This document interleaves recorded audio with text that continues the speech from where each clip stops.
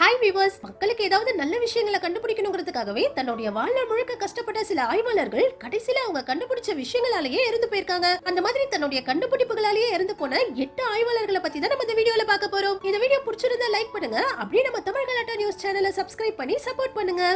நம்ம முதல்ல பார்க்க போறது ஓகல் கார்பரேட்டர். இப்ப நிறைய வாகனங்கள் கேஸ்ல ஓடினாலும் முதல்ல டாம் ஓகல்ங்கிற இவரு தான் 1970லயே கேஸ்ல ஓடுற ஆகல் கார்பரேட்டரை கண்டுபிடிச்சாரு. இவர் கண்டுபிடிச்ச ஆகல் கார்பரேட்டரை கார்ல பொருத்தி 1 கேலன் கேஸ்ல 160 கிலோமீட்டர் வரைக்கும் காரையும் ஓட்டி காட்டினாரு. அந்த டைம்ல இது மிகப்பெரிய கண்டுபிடிப்பு. இவருடைய கண்டுபிடிப்பை மட்டும் எல்லா கார்கள்லயும் பொருத்தி இருந்தா பெட்ரோலுடைய தேவையும் பெட்ரோலோட விலையும் அப்பவே குறைஞ்சிருக்கும். இதனாலேயே சில ஆயில் மாஃபியாக்கள் இவருடைய கண்டுபிடிப்பை அப்பவே $25 பில்லியன் இந்திய மதிப்புக்கு 200 கோடி ரூபாய்க்கு கேட்டிருக்காங்க. ஆனாலும் இதை இவரு பொதுமக்களுக்கு தான் கொடுப்பேன்னு சொன்னதுனால திடீர்னு இவர் மர்மமான முறையில இறந்து போயிட்டாரு. மெக்சிகன் போலீஸும் இவர் அளவுக்கு அதிகமா போதை மருந்து சாப்பிட்டு இறந்து போயிட்டாருன்னு சொல்லி கேஸ முடிச்சிட்டாங்க. இவருக்கு அடுத்ததா ஸ்டான்லி மேயர்ங்கிற இவரு தண்ணிலேயே ஓடுற காரை கண்டுபிடிச்சு எல்லாரையும் ஆச்சரியப்படுத்தினாரு. தண்ணி ஊத்தி காரை ஓட்டி காட்டும் போது இனிமே பெட்ரோலே தேவைப்படாதுன்னு எல்லாருமே நினைச்சாங்க. ஆனா இவரும் மார்ச் 1998ல மர்மமான முறையில இறந்து போயிட்டாரு. நம்ம இந்தியாவுல உள்ள மத்திய பிரதேஷ்ல இருக்கிற முகமது ரீஸ் மக்ரானிங்கிற இவரு கூட ரொம்ப வருஷமா இந்த காரை தண்ணி ஊத்தி தான் ஓட்டிட்டு இருக்காரு. ஆனா இவருடைய முயற்சியை அடுத்த கட்டத்துக்கு கொண்டு போறதுக்கு இவருக்கு யாருமே உதவி செய்யலையா.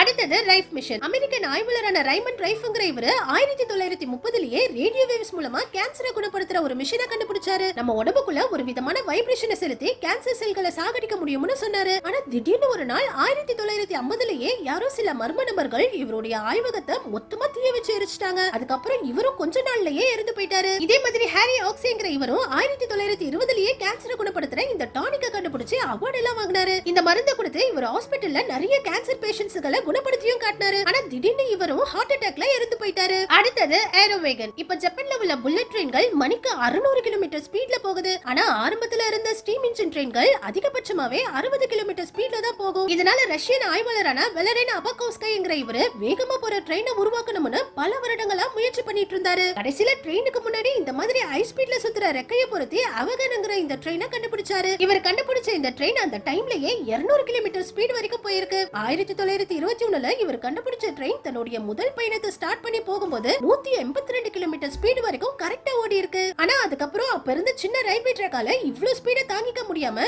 இந்த ட்ரெயின் கவிழ்ந்து மிகப்பெரிய விபத்து ஏற்பட்டுச்சு. இந்த விபத்துனாலேயே ட்ரெயினை கண்டுபிடிச்ச வெலரின் அபகோவ்ஸ்கையும் இறந்து போயிட்டாரு. அடுத்தது ஃப்ளையிங் கார். இப்ப நிறைய விதமான பறக்கிற கார்கள் வந்துருச்சு. ஆனா முதல்ல 1973ல ஹென்ரி சோமல்ஸ்கிங்கிற இவரு தான் முதல்ல சக்சஸ்ஃபுல்லா பறக்கிற காரை உருவாக்கி பறந்து காட்டினாரு. இவருக்கு முன்னாடியே நிறைய பேர் பறக்கிற காரை உருவாக்க முயற்சி பண்ணாலும் யாராலுமே சக்சஸ்ஃபுல்லா பறக்கிற காரை உருவாக்க முடியல. ஆனா ஒரு முறை இவர் டெஸ்டிங்காக இவர் உருவாக்கின கார்ல பறந்துட்டு இருக்கும்போது இவர் காரோட ஒரு சைடு ரெக்க உடைஞ்சு கீழே விழுந்து இறந்து போயிட்டாரு. இவருடைய ஐடியாவை ஃபாலோ பண்ணி தான் இப்ப இருக்கிற பறக்கிற கார்கள் எல்லாம் உருவாக்கி இருக்காங்க. இதே மாதிரி ஜான் ஃப்ரோஸ்ட்ங்கிற இவரு ஆவ்ரோ கார்ங்கிற பேர்ல வெர்டிகல் டேக் ஆஃப் லேண்டிங் ஏர்கிராஃப்ட்களை உருவாக்க முயற்சி பண்ணாரு. அதாவது அந்த டைம்ல இருந்த விமானங்கள் எல்லாமே பெரிய ரன்வே இருந்தா மட்டும் தான் இந்த மாதிரி ஸ்பீடா போய் பறக்க முடிஞ்சுச்சு. இதனாலேயே விமானங்களை நினைச்ச இடங்கள்ல டேக் ஆஃப் லேண்டிங் பண்ண முடியாம இருந்தது. இதுக்காக தான் இவரு இந்த வெர்டிகல் ஏர்கிராஃப்ட உருவாக்க முயற்சி பண்ணிட்டு இருந்தாரு. ஆனா ஒரு முறை இவர் உருவாக்கின ஏர்கிராஃப்ட்ல பறந்து டெஸ்ட் பண்ணிட்டு இருக்கும்போதே இன்ஜின் ஃபெயிலியர் ஆகி கீழே விழுந்து இறந்து போயிட்டாரு. அடுத்தது டைனோஸ்பியர் வெஹிக்கிள். டாக்டர் ஜே.எச். பர்வேஸ்ங்கிற இவரு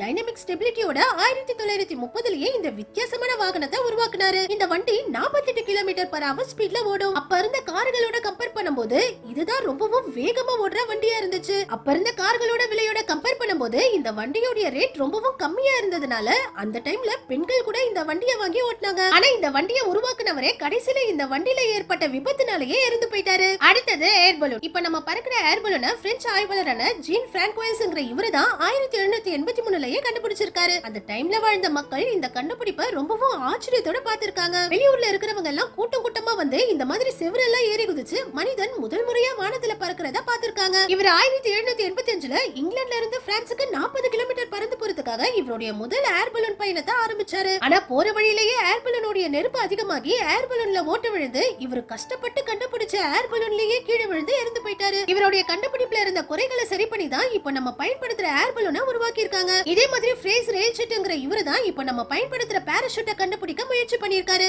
1900லயே இவர் சக்சஸ்ஃபுல்லா பாராசூட்டை கண்டுபிடிச்சு சின்ன சின்ன உயரங்கள்ல இருந்து சக்சஸ்ஃபுல்லா ஜம்ப் பண்ணி காட்டியிருக்காரு. அதுக்கப்புறம் 1912ல உயரமான இடத்துல கீழ இருந்து இவர் கண்டுபிடிச்ச பாராசூட்ல இருந்து ஜம்ப் பண்ணணும்னு 300 மீட்டர் உயரமான ஈஃபில் டவர்ல இருந்து இவர் உருவாக்கின பாராசூட்டை மாட்டிட்டு குதிச்சிருக்காரு. இது அவர் ஈஃபில் டவர்ல இருந்து குதிக்கும் போது எடுக்கப்பட்ட உண்மையான வீடியோ. ஆனா இவர் இங்க இருந்து குதிக்கும் போது இவர் உருவாக்கின பாராசூட் ஒழுங்கா ஓபன் ஆகாம கீழ விழுந்து ஸ்பாட்லயே இறந்து போயிட்டாரு. அடுத்தது ஃபர்ஸ்ட் மோட்டார் சைக்கிள். இப்போ உலகம் முழுக்க மக்கள் அதிகமா டிராவல் பண்றதே பைக்குகள்ல தான். சைன் பெஸ்டர் எச் ரோப்பர்ங்கற இவர்தான் 1863ல முதல் ஸ்ட்ரீமிங் மோட்டார் பைக்கை கண்டுபிடிச்சாரு. இந்த பைக்குக்கு வெலோஸ்பீடின்னு பேர் வச்சிருந்தாரு. இப்பவே பைக்குக்கு பசங்க இவ்ளோ முக்கியத்துவம் கொடுக்கும்போது அந்த காலகட்டத்துல இந்த பைக்குக்கு எவ்வளவு கிரேஸ் இருந்திருக்கும்னு நினைச்சு பாருங்க. எல்லாருமே அந்த டைம்ல இந்த மோட்டார் பைக்கை பார்த்து ஆசைப்பட்டிருக்காங்க. ஆனா 1896ல இவர் இந்த ஸ்டீம் பைக்ல 64 கிலோமீட்டர் ஸ்பீட்ல வேகமா போகும்போது ஆக்சிடென்ட் ஆகி இவர் உருவாக்கின பைக்லயே இறந்து போயிட்டாரு. நம்ம கடைசியா பார்க்க போறது ஓஷன் கேட். ஆரம்ப காலங்கள்ல மட்டும் இல்லாம இப்பவும் கூட ஒரு ஆய்வாளர் இறந்து போயிருக்காரு. ஸ்டாக்டன் ரஷ்ங்கிற இவரு